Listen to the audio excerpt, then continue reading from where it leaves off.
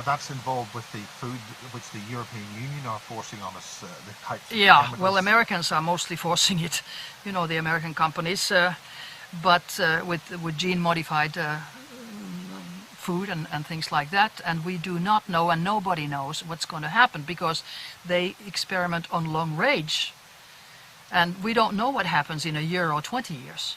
Just like we don't know what happens, except we start knowing now, what happens with mobile phones in 20 years. You know, they cause brain tumors and blindness and deafness and cancer and whatever. It's totally known.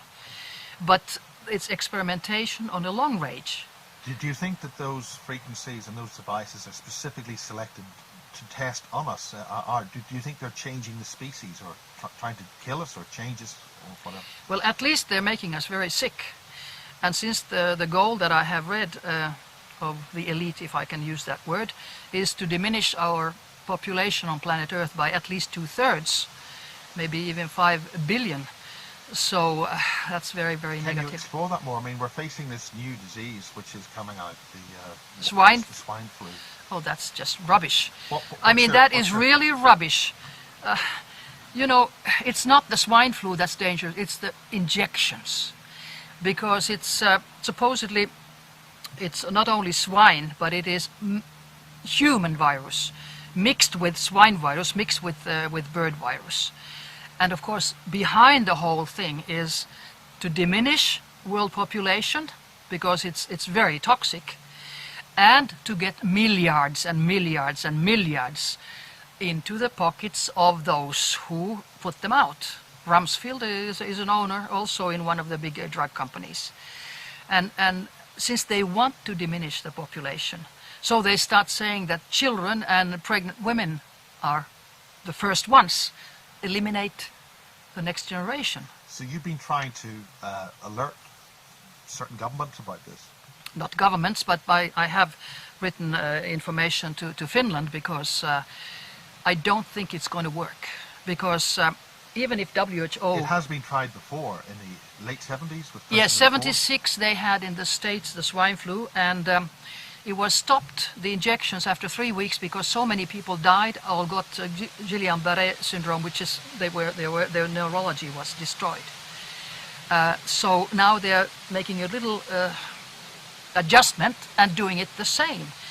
And before that, they have also made sure in the States that people don't get compensation for the damage in their health, because previously, 76, they had to pay big amounts. Like, you know, in the States their compensation is big when you destroy somebody's health.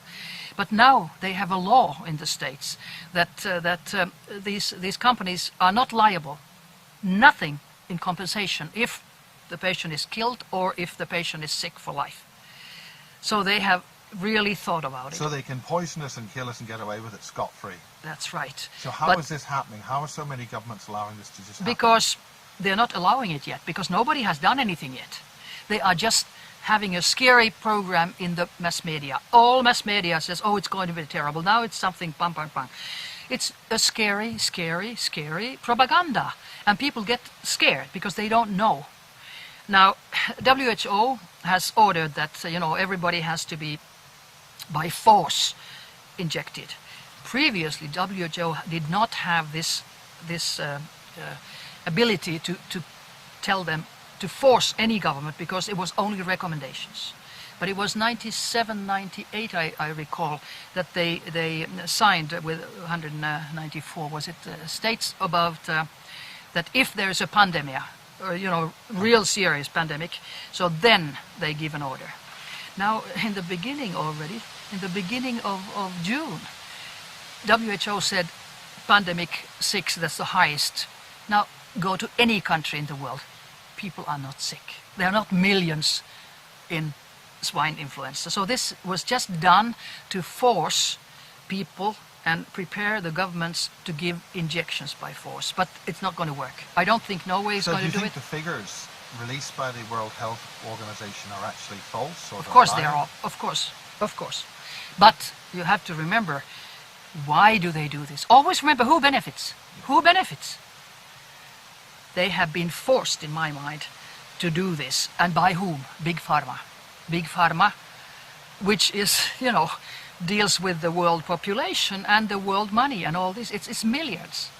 So what's the ultimate strategy, do you think, that's happening with this? What's their target? What's their intent? The target is to get rid of so many people as possible and to get as much money for them as possible. But I think they have calculated wrong this time, because already in the Bilderberger meeting, 14th and 15th of May this year, 2009, in Hellas, there was almost a split when they were discussing this. And I can well imagine that people normally, you know, attending do not always agree with Mr. Kissinger's plan to eliminate a great deal of world population. And now, for instance, yesterday the Finnish government made a decision, changed laws, which is very interesting, changed laws that swine influenza is not anymore on the list of being a dangerous, serious, contaminating disease. And that means that, of course, then people have to pay for themselves. It's a money question too. But in my mind, of course, this is a legal question for the lawyers.